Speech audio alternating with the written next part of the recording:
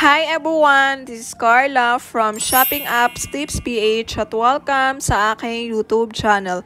Sa mga hindi po nakakakilala sa akin, ako po ay gumagawa ng tips and tricks about Shopee.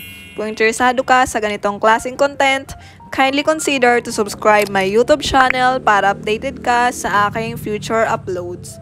Sa video na ito ay tuturo ko po sa inyo step by step kung paano kumuha ng Certificate of Registration or COR sa BIR. Kung gusto mong malaman, keep on watching. January 16, 2024 at 3 p.m., meron po akong na-receive na notification from Shopee na lahat ng online sellers like business or individual ay nire-required ni Shopee na mag-register. Okay? Paano mag-register sa BIR or paano makakakuha ng COR? So, narito po ang mga sumusunod. Number 1, mag-online po muna tayo sa DTI. Sa ating Google, isearch po natin ang dti.gov.ph, and then pag nasa website na po tayo ng DTI, piliin po natin ang negosyo and i-click po natin ang apply for a business name, and pagka-click nyo po nun, meron po kayong mga details na kailangang fill outan. And then pag na-fill outan nyo na po, magpuproceed na po kayo sa payment. Ang sinelect ko po doon ay barangay. Ang payment po pag barangay ay 200 pesos and 30 pesos for documentary stamp at 10 pesos for processing fee. By the way, pwede pong magbayad through GCash, Paymaya, Land Bank, etc. So, once paid na po kayo, mag-generate po kaagad ang inyong DTI Certificate of Business. And siguro nasa 1 to 2 minutes lang po yon, magkakaroon na po kayo kaagad ng DTI. Number 2, pumunta po kayo sa pinakamalapit na BIR sa inyong lugar. Yung RDO ko po ay sa RDO 38. So, bago po kayo pumunta sa inyong RDO, mag-fill out po muna kayo ng 2 sets ng BIR Form 1901.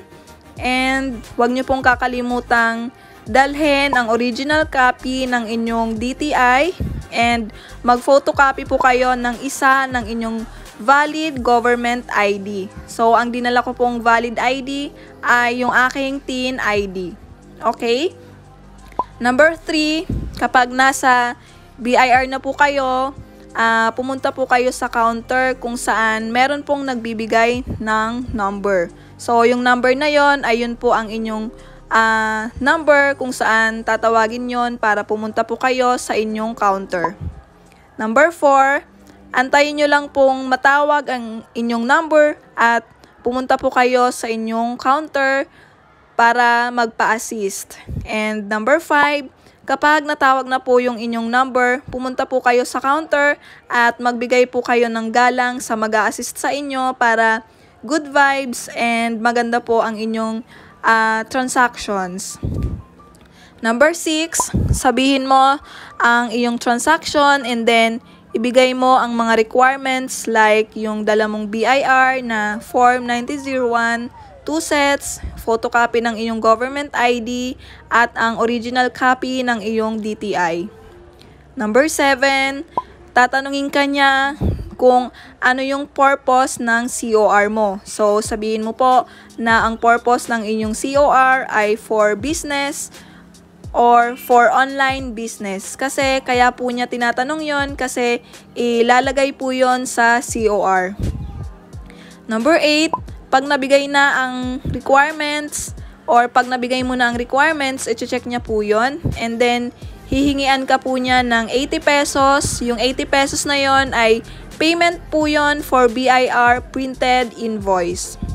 Number 9, tatawagin ka niya ulit once na na-print na ang iyong Certificate of Registration. So, based on my experience, ay na-receive ko po ang aking Certificate of Registration in 1 to 2 hours since marami pong nag-aantay and then marami po ang nagpapa-register doon sa RDO na inassign or na pinuntahan ko.